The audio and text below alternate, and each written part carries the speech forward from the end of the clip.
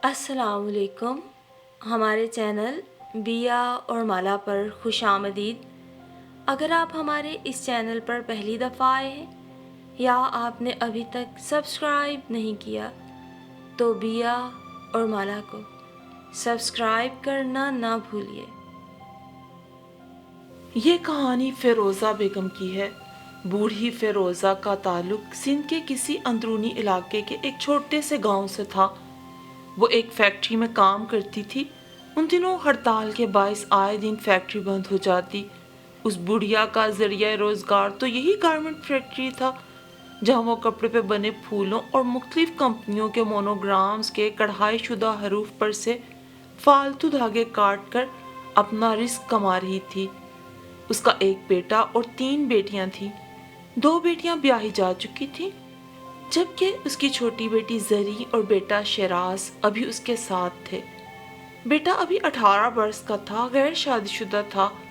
ये दोनों माँ के साथ रहते थे। एक रोज फिरोजा बेगम मेरे घर आई। उस रोज हमारा गेट बाय चांस खुला रह गया तो वो बेधड़क अंदर चली आई। मैं बावर्ची खाने में काम कर रही थी। उसको यूं बेधड़क और एतमाद से अपने घर में दाखिल होते देख के हैरान हुई और थोड़ा गुस्से से पूछा कि कौन हो तुम और बगैर इजाजत आ गई हो। क्योंकि अब तो फ्रॉड हर इंसान के अंदर छुपा बैठा है। कुछ पता नहीं किस भेस में आने वाला आपके साथ क्या कर जाए। इसलिए मैंने माथे पे तेवरियां डाल कर बात की कि ये औरत मुझसे डर जाए। आप घबराइए नहीं बीबी, मैं कोई चोर नहीं, अच्छे खानदान की हूँ। मैट्रिक पास हूँ, लेकिन ज़रूरतमंद हूँ। अपने लिए काम ढूंढ रही हूँ। आपका दरवाज़ा खुला देख के अंदर आ गई। यहाँ कराची में लोग अपने घरों के दरवाजे बंद रखते हैं, हत्ता कि अक्सर घरों के बाहर तो चौकीदार बैठे होते हैं, लेकिन आपके घर का गेट खुला था। मैंने समझा आप शायद बेखौफ लोग हैं, अल्लाह पे भरोसा करने वाले, या फिर किसी गांव से ताल्लुक़ रखते हैं। हमारी तरफ भी कोई अपने घर का दरवाज़ा बंद नहीं करता। दिन रात घरों के दरवाजे यूं ही खुले रहते हैं। कोई आना चाहे तो आए, जाना चाहे तो जाए। किसी तरह की पाबंदी नहीं, किसी से कोई खतरा नहीं महसूस किया जाता। हमारे यहाँ तो कहा जाता है कि सब अपने बहन भाई हैं। तो अपनायत का एक एहसास आपके मकान को देखकर मुझे मिला। पूछती भी किससे के अंदर आऊं या नहीं, यहाँ कोई चौकीदार भी नहीं था। उसकी गुफ्तगू शाइस्तगी से भरपूर और अंदाज़े बयां देखकर भी मैं हैरान रह गई।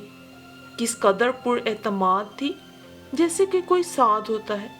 साध उसे कहते हैं जो बेखौफ इस वजह से हो कि उसने कभी चोरी ना की हो। ये औरत सच कह रही थी, चोर नहीं थी, साध ही थी। तभी मैंने इसे अंदर आने दिया। इसके अंदाज़े गुफ्तगू से, हुलिये से, साफ सुथरे लिबास से दिल चाहा कि इसके साथ इज्जत से पेश आया जाए। सो मैंने किचन में पड़ी कुर्सी की तरफ इशारा किया। अम्मा इधर बैठ जाओ और आराम से बात करो। कहाँ से आई हो, कहाँ रहती हो, क्या नाम है तुम्हारा? उसने कहा मेरा नाम हुस्न फरोज है, लोग फिरोज़ा कहते हैं। सैयद घराने से ताल्लुक़ है, लेकिन बस अल्लाह ताला ने नसीब में तंगियाँ लिखी थी। पहले हम जिम्मेदारी करते थे, गरचे थोड़ी ज़मीन थी मगर इज्जत से रोज़ी का ज़रिया था। फिर कुछ ऐसी बनी कि किसी वजह से ज़मीन गिरवी रखना पड़ी। उसमें बना हुआ घर भी साथ गिरवी रखा गया। हम दर बदर हो गए। शोहर को उसके रिश्तेदार अपने साथ वापस ले गए। मैं अपनी बेटी और बेटे के साथ शहर आ गई ताकि हम यहाँ मिलकर कुछ कमा लें और गिरवी की रकम इकट्ठी करके अपना घर और ज़मीन छुड़ा लें। मुझे समझ आ गई कि ये कोई ज़कात खैरात इकट्ठी करने के लिए कहानी घड़ी गई है। सो मैंने पूछा, अम्मा कितनी रकम देनी है तुमने? ना पूछो बेटी, लाखों में है, लेकिन हमें ज़कात खैरात नहीं लगती, सो हम मेहनत करके कमाना चाहते हैं। दरअसल मेरे शोहर के दोस्त के हाथों कोई कत्ल हुआ तो उन लोगों ने FIR कटवाते हुए मेरे शोहर को भी उसमें मुलव्विस कर दिया। उस झूठे मुकदमे से जान छुड़ाने को हमने अपनी ज़मीन और मकान गिरवी रख के पैसा भरा। क्या बताऊं, ये कहानी बताते मुझे बड़ी शर्म आती है कि सुनने वाले के जहन में ये आ सकता है कि मेरा खामद ही कातिल है, लेकिन सच ये है कि मेरे खामद की गर्दन तो मुकदमे से छूट गई, लेकिन हमारे ख़ानदान का शराजा बिखर गया और हम दर बदर हो गए। अब कहाँ रहती हो तुम? आपके बंगले के पीछे जो कच्ची आबादी है वहाँ एक किराए का मकान लिया है। एक कमरा और सेहन है। बिजली भी मालिक मकान ने किसी 2 नंबर तरीके से ही ले रखी है। माहाना मीटर वाले को कुछ पैसे देता है, हमसे अलबत्ता वो 8,000 रुपये माहाना लेता है।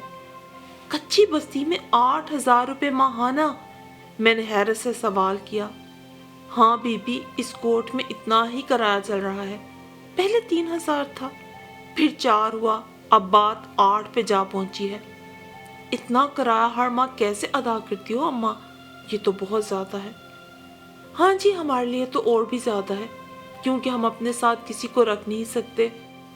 वरना इस कोर्ट में जनूबी पंजाब, खसूसन रहीम यार खान के देहातों और बस्तियों से बहुत लोग मेहनत मजदूरी के लिए आए हैं, तो वो कई कुंबे एक मकान में मिल के रहते हैं और किराया आपस में तकसीम कर लेते हैं। घर के मर्दों, औरतें, बच्चे भी मेहनत करते हैं। औरतें कोठियों में झाड़ू पोंछे का काम करती हैं, बच्चे बच्चियां भी बंगलों में खिदमतगार का काम करते हैं और काफ़ी कमा लेते हैं। एक बच्ची जो उम्र में 8 से 12 बरस की होगी, अगर किसी बेगम के पास सुबह से रात तक रहे तो खाने कपड़े के अलावा बेगम उसे 5-6 हज़ार तनख्वाह देती है। मर्द सब्जी या फ्रूट की रेहड़ियाँ लगाते हैं या रिक्शे चलाते हैं तो उनकी फीकस आमदनी एक खानदान के लिए अच्छी भली हो जाती है। एक कुंबा मिलकर 20,000 माहाना कमा लेता है। उस पैसे से अपने गांव जाके घर बनवाते हैं या माल मवेशी खरीदते हैं। और तुम लोग कितना कमा लेते हो? बीबी, हम झाड़ू पोंछे का काम नहीं करते। मेरी बेटी माशाल्लाह से मैट्रिक पास है और वो एक टीचर के पास मुलाजिमत करती है। सुबह से शाम तक उसके बच्चे संभालती है। 10,000 रुपये मिलते हैं और मैं फैक्ट्री से माल घर ला के सारा दिन धागे काटती हूँ। शाम को माल वापस करती हूँ तो दिन भर की मजदूरी 400 के लगभग बना लेती हूँ। आजकल हालात अच्छे नहीं, फैक्ट्रियाँ तो धड़ाधड़ बंद होती जा रही हैं, काम भी रुक गए हैं, आमदनी भी नहीं मिलती। तभी सोचा किसी बंगले पे कोई छोटा मोटा काम कर लूँ। अच्छे लोग होंगे और मेरी दयानतदारी को देखेंगे तो कदर करेंगे। अच्छा, और तुम्हारा बेटा वो क्या करता है? इस पर फिरोजा बेगम कुछ झीम सी गई और ठंडी सांस भर के बोली, वो भी मैट्रिक पास है, शेराज नाम है उसका, मगर अपनी मर्जी का मालिक है। कुछ नहीं करता, सारा दिन सोया रहता है। रात को चला जाता है अपने दोस्तों के साथ महफिलों में गपशप करने, आधी रात को वापस आता है। लेकिन बीबी जी, अपना खर्चा पानी वो मुझसे नहीं लेता, लेकिन कमा कर भी मुझे कुछ नहीं देता। लोग कहते हैं कि जवान बेटों का बड़ा आसरा होता है। लोग मन्नतें मांगते हैं बेटों के लिए, बेटियों को कोसते हैं। लेकिन बीबी क्या कहूँ, बस दुआ करें खुदा से कि वो मेरे बेटे को हदायत दे। मुझे अम्मा फिरोज़ा की बात समझ ना आ सकी। बहरहाल अम्मा फिरोज़ा ने बताया कि उसने कदरे बेहतर मकान लिया है जिसमें बिजली, पानी, गैस भी है, लेकिन किराया 10,000 है।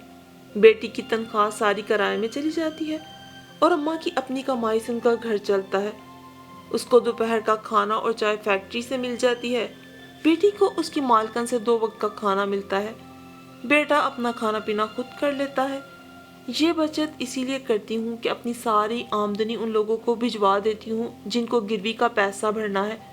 वो अच्छे नेक लोग हैं, किस्तों में ले रहे हैं, तंग नहीं करते। जब पैसा हम पूरा भर देंगे वो ज़मीन और घर हमारे हवाले कर देंगे, ये उनका वादा है। और हम गांव के लोग वादे का एतबार करते हैं बीबी, वादे निभाना भी जानते हैं। मुझे फिरोज़ा की बातें सुनकर दुख हुआ कि बेचारी कितनी मजबूर है और इस उम्र में कमा कमा के कर्जा उतार रही है। हालांकि ये उम्र तो बैठ कर खाने और आराम करने की है।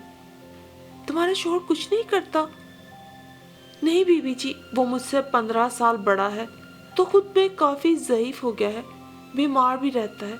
गांव में उसके कुछ रिश्तेदार हैं, उन्होंने अपने पास रखा हुआ है, रोटी पानी भी दे देते हैं। और तुम्हारी शादीशुदा बेटियां क्या बाप का ख्याल नहीं रखती?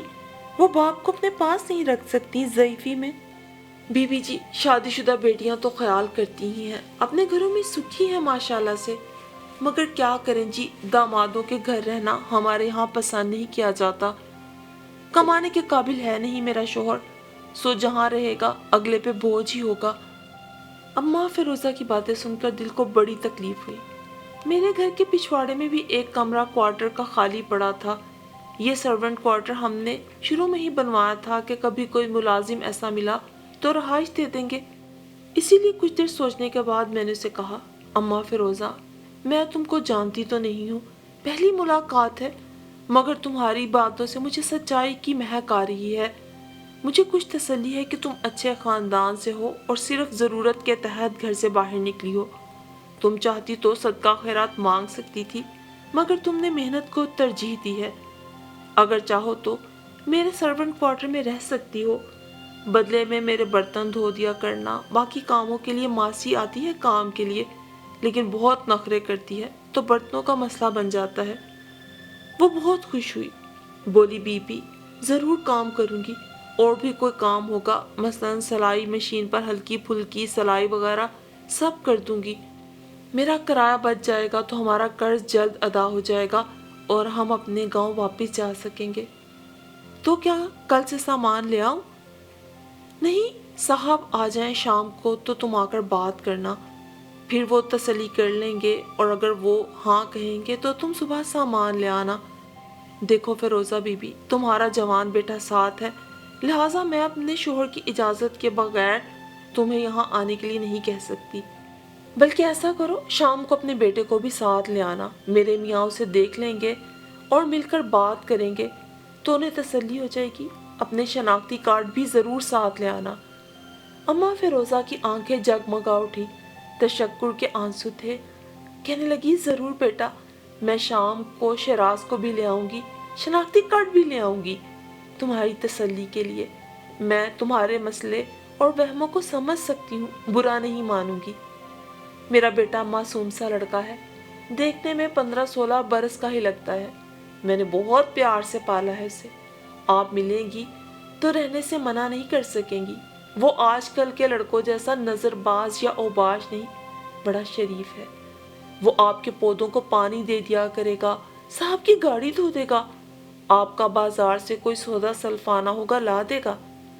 अच्छा माँ, ये तो बात की बात है, अभी तुम शाम को आ जाना, साहब शाम को ही आते हैं।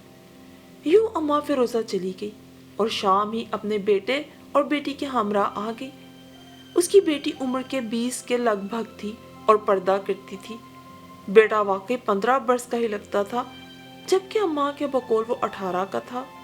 ताहम बहुत खूबसूरत, नरमो नाजुक लड़कियों जैसे हाथ पांव थे उसके।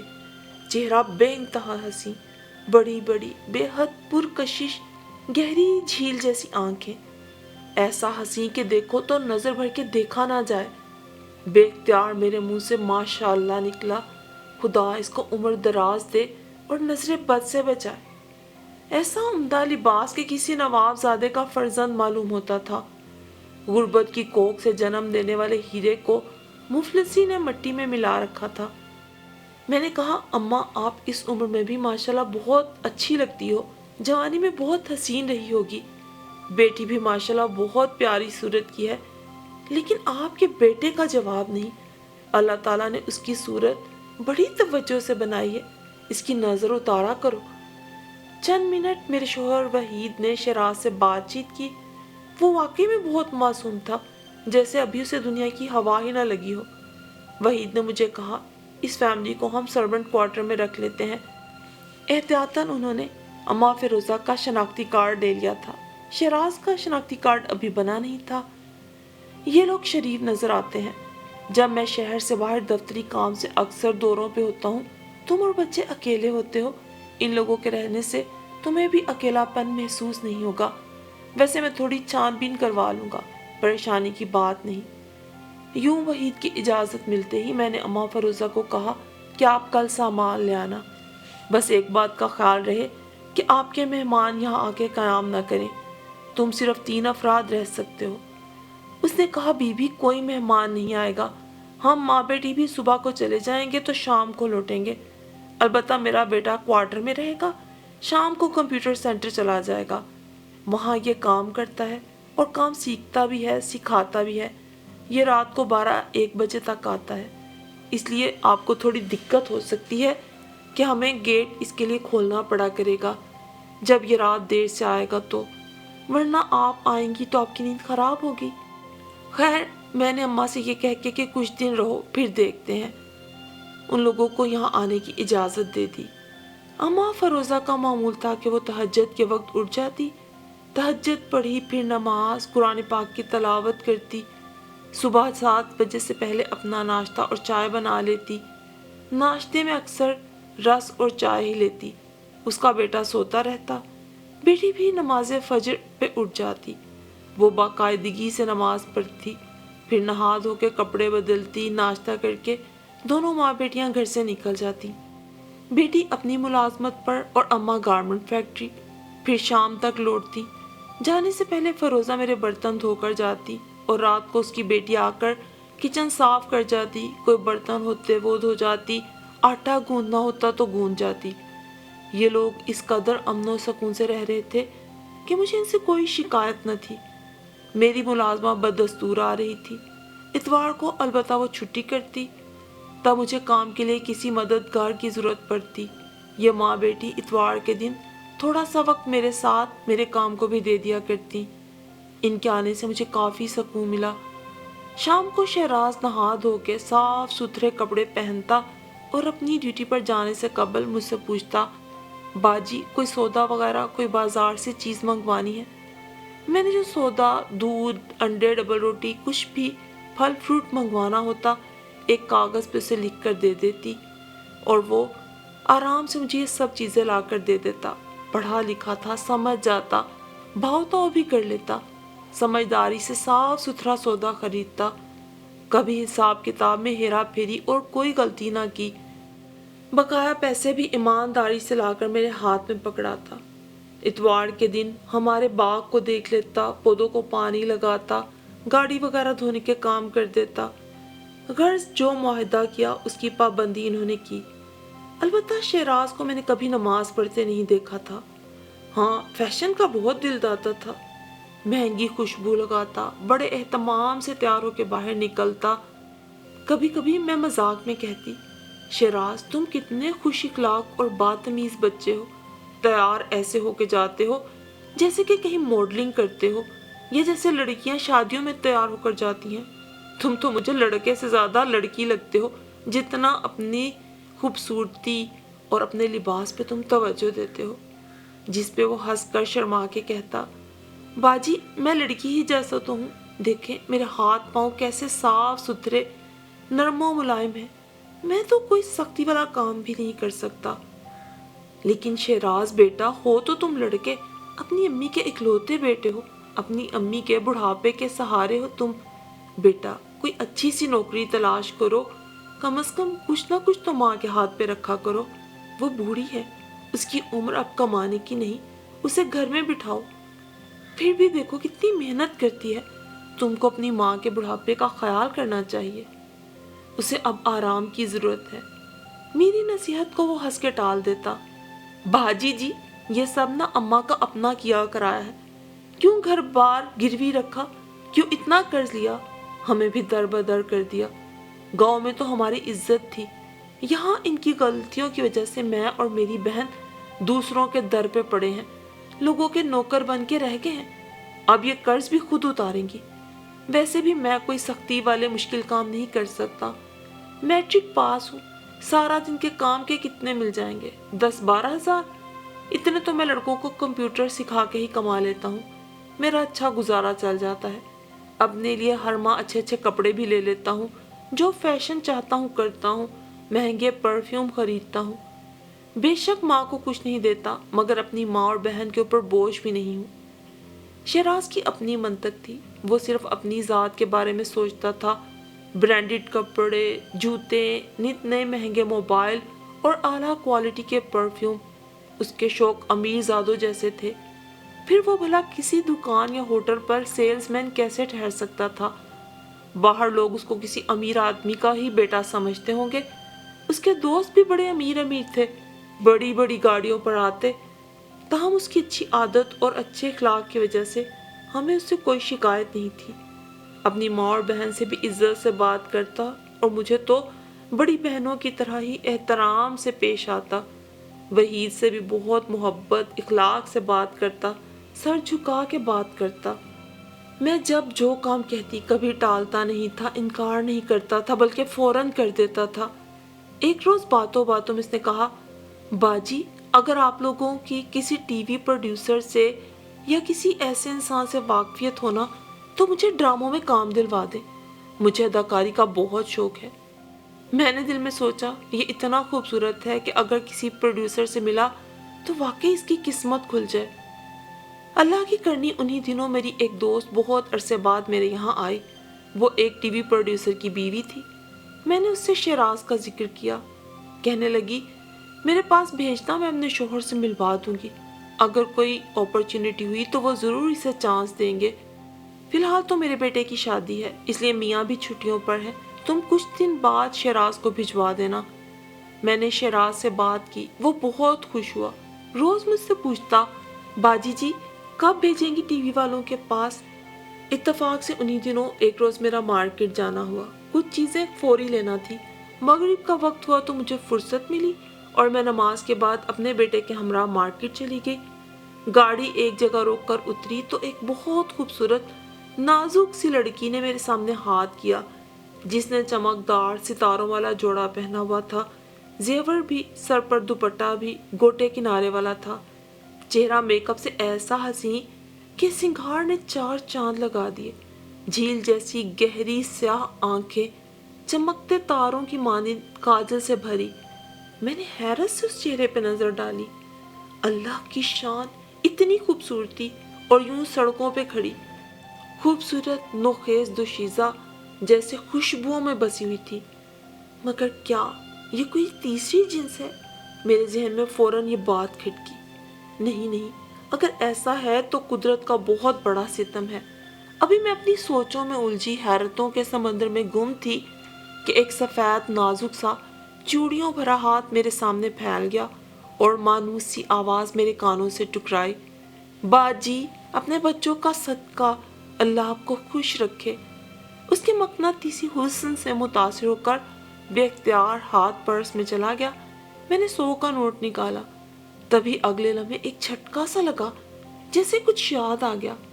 یہ تو شیراز نہیں، شاید اس کی صورت شیراز سے ملتی جلتی ہے، مگر آنکھیں تو وہی تھی۔ پھر آواز دسیوں بار کی سنی ہوئی سماعت میں سمائی ہوئی تھی۔ میں نے چونک کر اسے دیکھا، اس کا ہاتھ ابھی تک میرے سامنے پھیلا ہوا تھا۔ کیا یہ شیراز ہے؟ کوئی لڑکی یا پھر کوئی ہجڑا؟ نہیں، میری آنکھیں دھوکہ کھا گئی ہیں شاید، لیکن میری آنکھیں دھوکہ کیسے کھا سکتی ہیں؟ ابھی میں نے اس کے پھیلے ہوئے ہاتھ پہ 100 کا نوٹ رکھا ہی تھا کہ ایک گاڑی اس کے بالکل قریب آ کر رکی۔ ایک نوجوان نے 1000 کا نوٹ اس کی ہتھیلی پہ رکھ دیا اور اپنے برابر والی نشست کی طرف آنکھوں ہی آنکھوں میں اشارہ کر کے دروازہ کھول دیا۔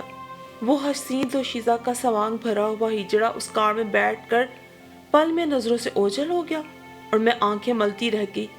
کیا یہ میں نے خواب دیکھا تھا یا حقیقت تھی؟ اتنے میں میرا بیٹا خریداری کر کے آ گیا اور میں بھی اس کے ساتھ کار میں بیٹھ گئی۔ امی، جو آپ نے لکھ کر دیا تھا سب سودا لے لیا، یاد کر لیں، ابھی اور کچھ تو نہیں لینا۔ بس اب گھر چلو۔ گھر آ کے بھی میں گم سم سی تھی۔ شیراز کی ماں اور بہن اپنی اپنی ڈیوٹی دے کے گھر آ چکی تھیں اور عشاء کی نماز کے لیے وضو کر رہی تھیں، لیکن شیراز گھر پہ نہیں تھا۔ میں نے پوچھا، فیروزہ شیراز کہاں ہے؟ وہ گھر پہ نہیں کیا؟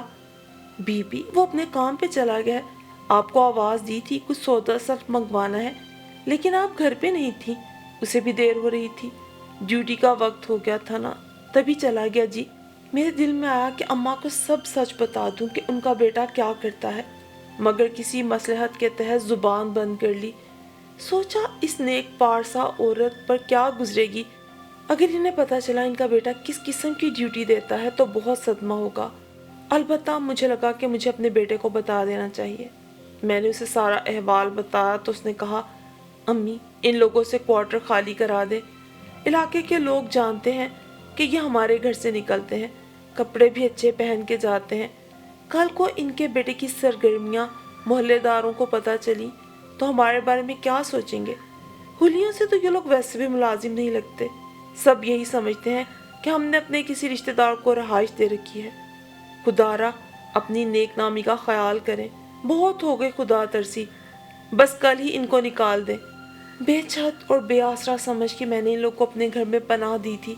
نکال دینے کے خیال سے ہی میرا دل کانپ رہا تھا، کیونکہ خدا کا خوف آ رہا تھا، جبکہ ان کی طرف سے ہمیں کوئی شکایت بھی نہیں تھی، بلکہ انہوں نے تو ہمیں آرام ہی پہنچایا۔ یوں بھی سرونٹ کوارٹر تو خالی ہی تھا، میں کبھی بھی ان کو نہ نکالتی، اللہ کی خوشنودی سمجھ کے نیکی کے خیال سے ہی رہنے دیتی۔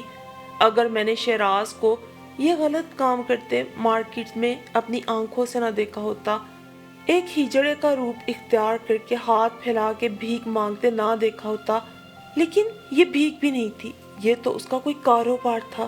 ایک قیمتی کار والے کا معنی خیز اشارہ بے معنی نہیں تھا۔ اب آدھی رات کے بعد لوٹ کے آنے کا مطلب میری سمجھ میں آ چکا تھا۔ شکل و صورت سے معصوم اور ایک بے ضرر لڑکے کو اپنی بوڑھی ماں کا واحد سہارا ہونا چاہیے تھا، لیکن نہ جانے کب اور کس راہ پہ لگا دیا گیا تھا، جس راہ پہ چل کے قوم لوط اللہ کے عذاب کا شکار ہوئی۔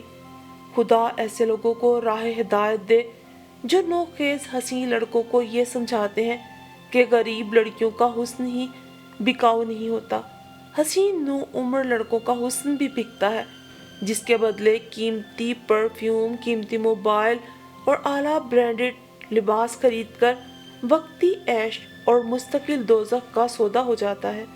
آج غربت کی جس لکیر پہ میرے ملک کے لوگ زندہ ہیں، صرف کراچی ہی نہیں بلکہ وطن عزیز کے دیگر شہروں کے ہر چوراہے پر شام ہوتے ہی ایسے کئی مرد ہجڑوں کا سوانگ بھرے بھیک کے لیے ہاتھ پھیلاتے نظر آتے ہیں، لیکن درِ پردہ ان کا کوئی کاروبار ہوتا ہے، بڑی اسامیاں پھنسانے کا، غلط کاری کا دھندا۔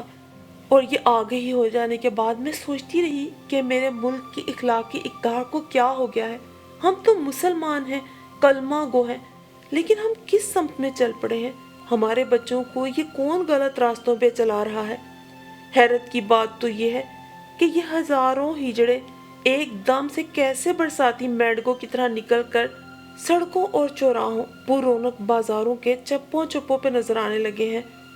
مجھے تو لگتا ہے کہ اصل ہجڑے یہ کام کر ہی نہیں سکتے، اور یہ لڑکے چاہیں تو محنت مزدوری بھی کر سکتے ہیں۔ آخر یہ اچھے کام پر گناہ کو کیوں ترجیح دیتے ہیں؟